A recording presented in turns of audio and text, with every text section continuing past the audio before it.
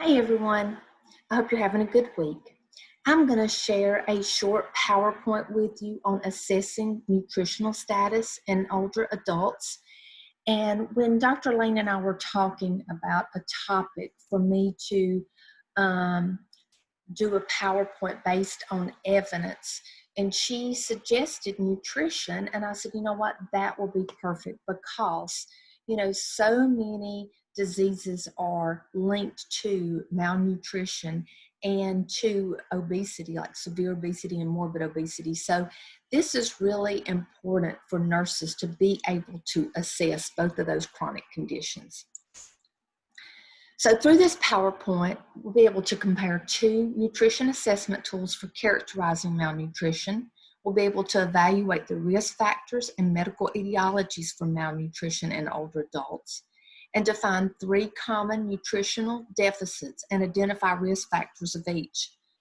It will also help us to understand the criteria for obesity and medical conditions that are associated with obesity, and list 4 comorbidities of obesity. First of all, let's look at malnutrition and factors that influence the dietary needs. We know as these individuals get older that they become less active, their metabolism slows, and their energy requirements decrease. And also, as they get older, they have they're on more medications, or sometimes they have chronic conditions that affect their nutrition requirements. And research demonstrates that because older adults' abilities to absorb and utilize many nutrients become less efficient, their nutrient requirements actually increase. And a good tool for assessing malnutrition is the American Society for Parental and Enteral Nutrition. We call it the ASPEN tool. It is an excellent screening tool. And ASPEN defines malnutrition as an acute, subacute, or chronic state of nutrition in which varying degrees of overnutrition or undernutrition, with or without inflammatory activity, have led to a change in body composition and diminished function. Okay, and ASPEN's assessment criteria to consider if the patients are at risk of malnutrition, I have listed here. And I know as a clinical documentation specialist, I do chart reviews, and we assess for chronic conditions. And several times within a week, I have patients with either malnutrition or severe or morbid obesity. So even though as nurses, we don't make that diagnosis, it is so important for us to assess. And I know, like in my job, we'll send the doctor a query and say, this patient's BMI is 18, and, I've noticed that they have lost 10% of their body weight in the past 5 or 6 months. So can you share a nutritional diagnosis based on that assessment? Another good tool for assessing for malnutrition is the Global Leadership Initiative on Malnutrition. And it contains 5 diagnostic criteria, 3 phenotypic and 2 etiological. And if there are at least 1 phenotypic and 1 etiologic criteria, that classifies them for malnutrition based on their tool. Okay, and here I have included, I won't read it to you, but just know that that information is available. And it lists the criteria to where you can see the phenotypic that they have to require at least 1 of those, and the criteria. Also, for chart B, it has the severity, and it lists whether you can categorize them with moderate or severe malnutrition. Okay, and risk factors for malnutrition in older adults. We know that socialization is important, and if they have had family members, or especially a spouse that has passed away, that is a big risk factor, or financial limitations.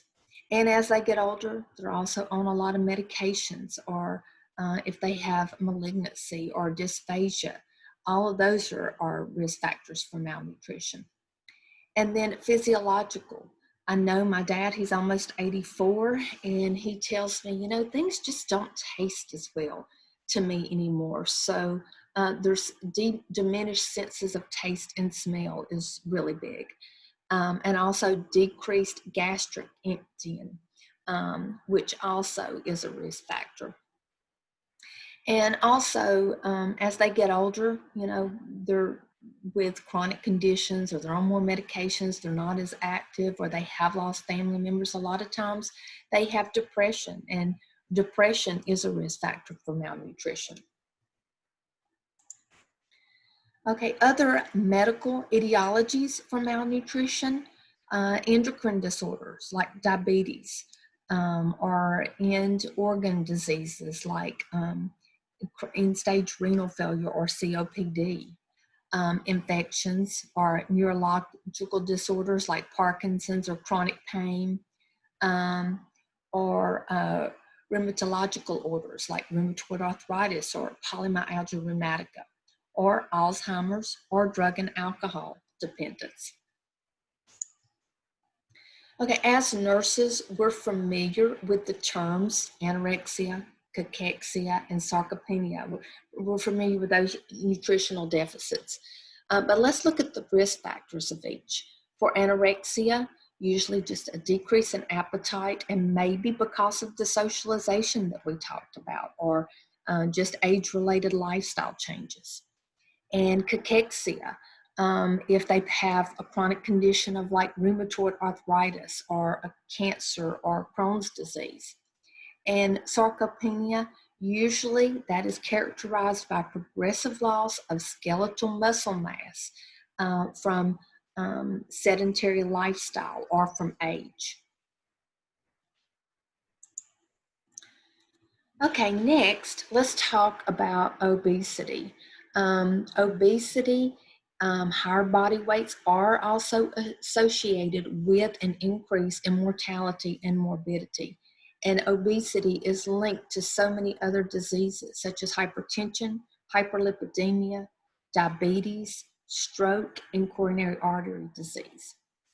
And so let's look, I've included a chart here, and it lists obesity with a BMI of 30 to 34.9 and 35 to 39.9, and extreme obesity or morbid obesity is over 40. And up until a year ago or so, for chronic conditions, Medicare, these chart reviews that we do through Medicare, they classified morbid obesity, a chronic condition, if it was over 40. They have made changes to that criteria this year.